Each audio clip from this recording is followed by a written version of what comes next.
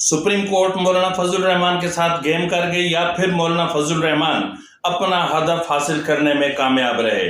क्या मौलाना फजल रहमान वजीर आजम को तौहीन अदालत की कार्रवाई से तहफ़्फ़ुज़ दिलाने आए थे और इमरान खान, अफजल शाही और दीगर पीटीआई के अहम रहनुमाओं के खिलाफ कौन सी और कितनी बड़ी कार्रवाइयां होने जा रही हैं और आज ईवानों में क्या होगा?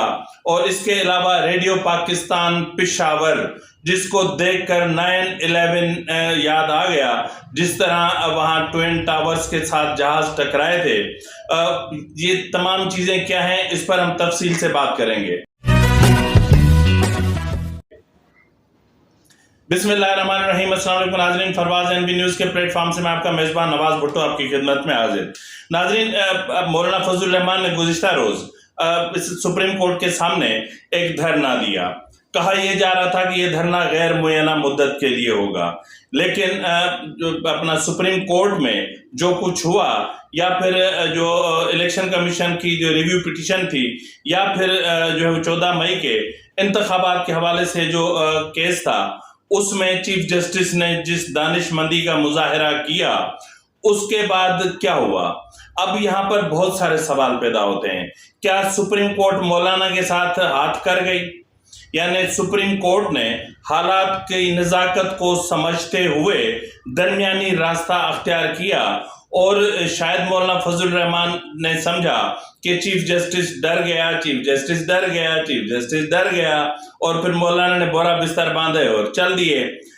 और क्या नेक्स्ट वीक जब इसी केस की समाअत होगी तो क्या मौलाना फिर धरना देंगे? ये तो कोई नहीं कह सकता। ताहम इस वक्त एक सवाल अपनी जगह पर जरूर पाया जाता है कि मौलाना फजल रहमान का जो गुज़िश्ता रोज का धरना था, क्या वो वजीर आजम को तौहीन अदालत की कार्रवाई से तहफ़्फ़ुज़ दिलाने के लिए था? इस वक्त तक जो सूरत हाल है उसके मुताबिक जवाब आता है हाँ, क्योंकि ये एक अंदेशा पाया जा रहा था और पीटीआई के जो मुख्तलिफ व्हाट्सएप ग्रुप से वहां पर भी इस बात का इजहार किया जा रहा था कि आज वजीर आजम या फिर पूरी काबीना के खिलाफ तौहीन अदालत की कार्रवाई का आगाज हो जाएगा, और इसके वसी और पैमाने पर इम्कानात पाए जाते थे। ताहम जो 2 रातों से चीफ जस्टिस उमर अता बंदयाल और उनके हम ख्याल जजेस और दीगर कुछ जो है वो कुव्वतों से जो चीफ जस्टिस की मुज़ाकरात हुए, उस मुज़ाकरात में ये तय पाया कि भाई मतलब अब आपको समझ में आ जाना चाहिए कि हालात किस तरफ जा रहे हैं। ताहम इस केस की समाअत के दौरान वो रास्ता अख्तियार करना जो बेहतर हो, जिससे हालात ना बिगड़े। तो इसी सूरत हाल को मद्देनजर रखते हुए चीफ जस्टिस ने गुज़िश्ता रोज जो कार्रवाई की, या जिस तरह प्रोसीडिंग चलाई, या जिस तरह जो है वो अपना पीटीआई के ख्वाबों पर पानी फेरा, या फिर जिस तरह जो है वो मतलब इखलाकियात के उमूर पर दर्स दिए और उसके बाद फिर 10 रोज के लिए समाअत मुलतवी कर दी, यानी अगले मंगल तक। तो इस बीच में यकीनन हुकूमत भी पूरी कोशिश कर रही है। 10 दिनों का मतलब ये है कि इन 10 दिनों में जो हुकूमत ने कानून साजी की है, जिस पर सदर ने एतराज़ात किए थे, अब वो चीज़ें कानून बन जाएंगी और उसके बाद और आज चीज़ें होंगी। इसके अलावा गुज़िश्ता रोज जिस तरह पार्लियामेंट में चीफ जस्टिस के खिलाफ एक रेफरेंस दायर करने की मंजूरी दी गई और उस हवाले से कमेटी बनाई गई, वो भी अपने आप में बहुत सारी चीज़ें, और जिस तरह मज़ार अली अकबर नकवी के खिलाफ तहकीकात आखिरी मराहल में दाखिल हो चुकी है, एफबीआर और दीगर जराए से जो इंफॉर्मेशन जस्टिस मज़ार अली अकबर नकवी की से मुतालिक हासिल हुई है वो होश रुबा है। ताहम एक इंतहाई अहम जराए ने इस चीज़ का कहा कि जब वो दस्तावेजात और जब वो चीज़ें कमेटी पेश करेगी तो फिर पूरी कौम की दांतों तले उंगलियां आ जाएंगी। तो बहरहाल मज़ार अली अकबर नकवी का तो मामला अपनी जगह पर है ही है, लेकिन चीफ जस्टिस के खिलाफ उनके मिसकंडक्ट या उनके कंडक्ट को मद्देनजर रखते हुए जिस तरह इमरान खान को प्रोटोकॉल मिला, इन चीज़ों को जहन में रखते हुए जाहिर है कि उनके खिलाफ या उनसे मुतालिक جو ایک کمیٹی تشکیل دی ہے، اب دیکھتے ہیں کہ اس کمیٹی کیا وہ اتنی اعلیٰ اختیارات رکھتی ہے کہ وہ ایک چیف جسٹس کے خلاف ریفرنس دائر کرے اور پھر اس ریفرنس پر جلدی فیصلہ ہو اور پھر کوئی نتیجہ سامنے آئے۔ تو بہرحال یہ چیزیں سب ہونی ہیں، اور اس کے علاوہ ابھی تھوڑی دیر کے بعد اپنا نیشنل سیکیورٹی کونسل کا کمیٹی کا اجلاس ہوگا، اور اس کمیٹی کے اجلاس سے پہلے وزیر اعظم جو ہے وہ چیف آف آرمی اسٹاف اور joint chief of staff committee Sahir Shamshad صاحب سے بھی ملاقات کریں گے الگ سے، اور اس ملاقات میں انتہائی اہم امور پر تبادلہ خیال کیا جائے گا، جس کے بعد پھر نیشنل سیکیورٹی کمیٹی کا اجلاس ہوگا، اور اس نیشنل سیکیورٹی کمیٹی کے اجلاس میں یہ طے پایا جائے گا کہ جس طرح گزشتہ روز ISPR کی طرف سے جاری پریس ریلیز میں کہا گیا تھا کہ جو ان 9 مئی سے 11 مئی تک دنگوں میں ملوث تھے، جو سہولت کار تھے، جو ہینڈلرز تھے، جنہوں نے مددگار تھے، جنہوں نے مطلب کسی بھی لحاظ سے ان امور میں یا فوجی تنصیبات پر حملوں میں حملہ آوروں کی مدد کی، ان کے خلاف سخت کارروائی ہوگی، یعنی آرمی ایکٹ کے تحت بھی کارروائی ہو سکتی ہے اور آفیشل سیکرٹ ایکٹ کے تحت بھی کارروائی ہوگی۔ تو آج جو اپنا نیشنل سیکیورٹی کمیٹی کے اجلاس میں اس چیز کا جائزہ لیا جائے گا اور اس کی باضابطہ طور پر منظوری دی جائے گی۔ تو اگر یہ منظوری مل جاتی ہے اپنا پاک افواج کو یا اسٹیبلشمنٹ کو، تو پھر سمجھ لیں کہ عمران خان کا پتہ صاف۔ لیکن اس کے بعد کیا ہوگا؟ ہم اس کے بعد کے منظرنامے پر بات کرتے ہیں۔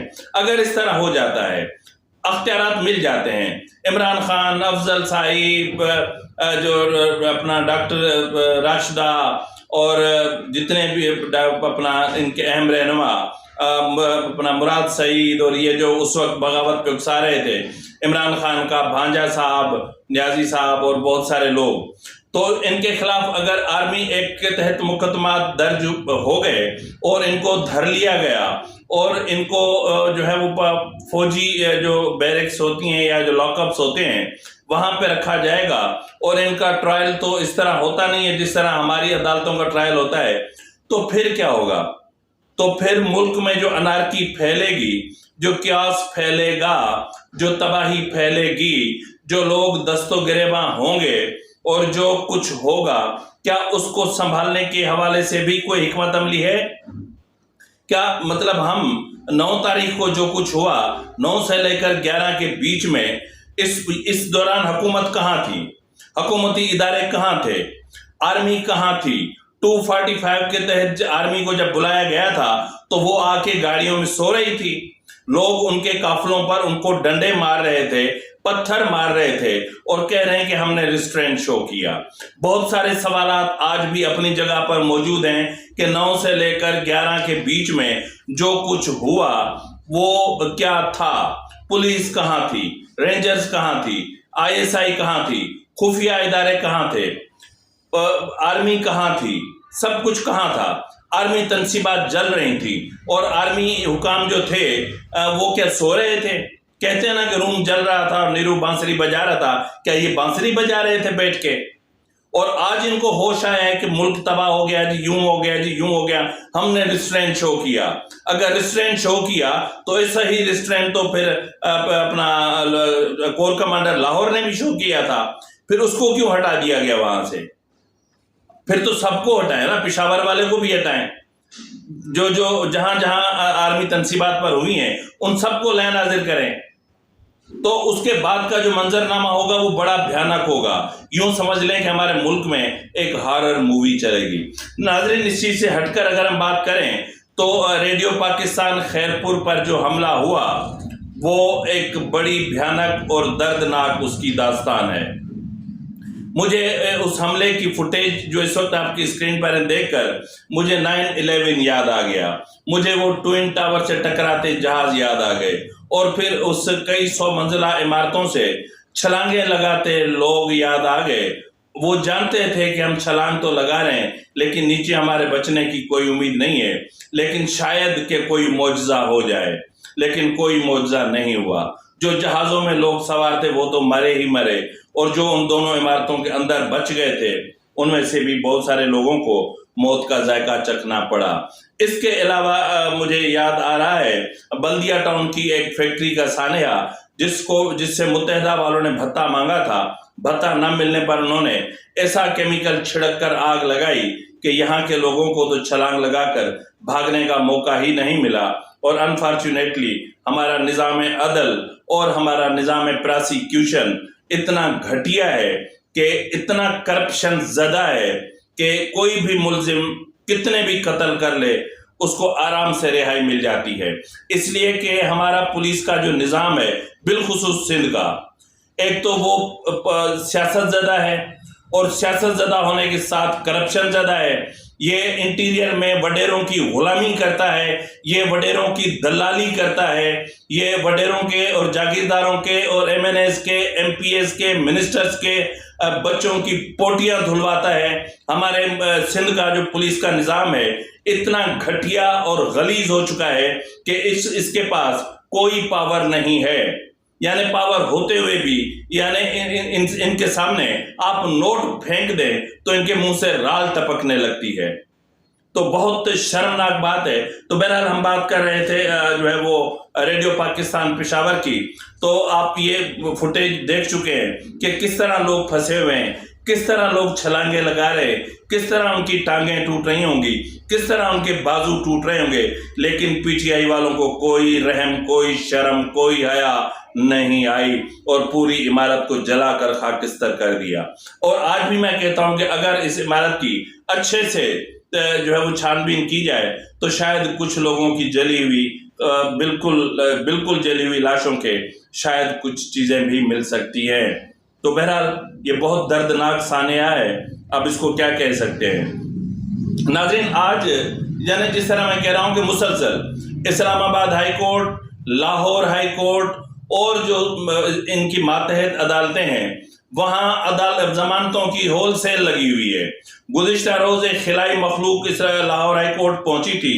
عمران خان کالی بالٹیاں اور جو ہے وہ کالے توے اپنے گرد لے کر چلتا ہے، تو کل پنکی پیرنی عرف بشرا بی بی عرف پنکی پیرنی اتنے حصاروں میں آئی اور ان کے گرد اتنے سفید پردے دیے گئے کہ اس خاتون اول کو، سابقہ خاتون اول کو کوئی نہ دیکھے، جس کا رشتہ جھوٹ پر مبنی ہو، جن کا رشتہ گناہ پر مبنی ہو، جن کا نکاح گناہ پر مبنی ہو، جو اپنے بچوں کو چھوڑ کر دوسرے شخص کے ساتھ شادی کر لے، جو اپنے شوہر کے ساتھ وفا نہ کر سکے، اور جو شخص اپنے بچوں کے ساتھ وفا نہ کر سکے، جو عورت اپنے گھر کو نہ سنبھال سکے، جو عورت اپنے گھر کا دفاع نہ کر سکے، جو عورت شوہر اور بچوں کے ہوتے ہوئے دوسروں کے ساتھ عشق لڑائے اور پھر جا کے ان سے شادی کرے، میری نظر میں اس سے زیادہ بڑھ کر گندی، غلیظ،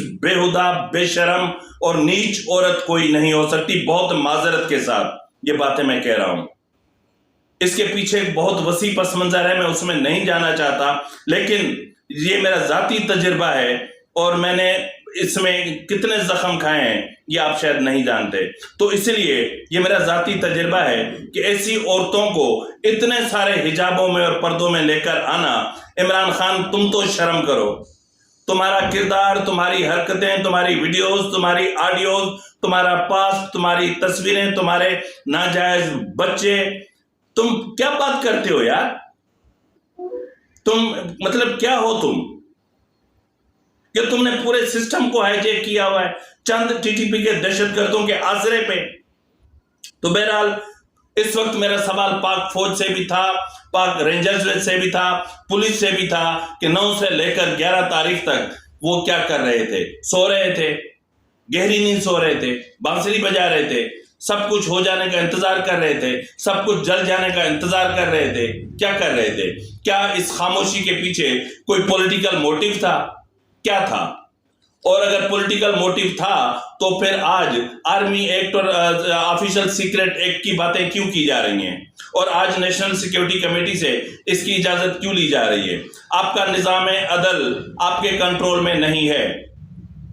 اب جہاں میں نے بات کی تھی مولانا صاحب کی، تو مولانا فضل الرحمان جس طرح انہوں نے جو ہے وہ کیا، گزشتہ روز دھرنا دیا، اور دھرنا پھر رات کو ختم بھی ہو گیا، یعنی کیس کی سماعت کے بعد دھرنا ختم ہو گیا۔ عمر عطا بندیال کے پاس نکلنے کا راستہ نہیں تھا، تو وہ وزیر اعظم سیکریٹریٹ سے اس کو جو ہے وہ جانے کا راستہ دیا گیا۔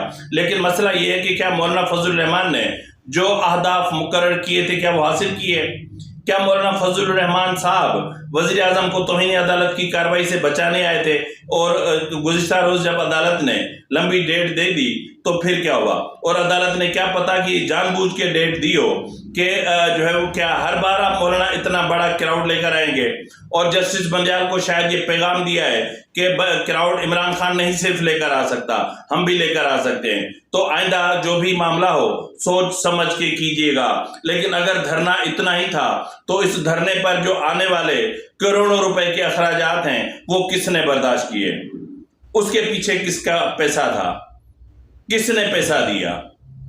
اگر فرد واحد کو بچانے کے لیے، اگر وزیر اعظم کو توہین عدالت کی کارروائی سے بچانے کے لیے، اگر جو ہے وہ اپنا وفاقی کابینہ کو توہین عدالت کی کارروائی سے بچانے کے لیے یہ سب کچھ کیا گیا، تو پھر خرچہ کس نے دیا؟ پیسہ کس نے دیا؟ ٹرانسپورٹ کس نے دی؟ بہت ساری چیزیں ہیں، بہت سارے سوال ہیں جن سوالوں کے جوابات ملنے چاہیے۔ تو اس وقت جو یا یوں بھی ہو سکتا ہے کہ عدالت مولانا کے ساتھ ہاتھ کر گئی، عدالت نے 10 تاریخ کی ڈیٹ دے دی، اور ان کو جو کرنا ہے اگلی ڈیٹ پہ کریں گے، اور کرنے کے بعد پھر ویسے ہی گرمیوں کی چھٹیاں آ رہی ہیں۔ یا پھر اگر بندیال صاحب کی اور ان کی ڈیل ہو چکی ہے، جس کا بہت پہلے سے امکان ظاہر کیا جا رہا تھا، اور میں نے اپنے ایک پروگرام میں کہا تھا کہ ان کے بیچ میں معاملہ طے پائے جا چکے ہیں، اب یہ اس کیس کو لنگر آن کریں گے۔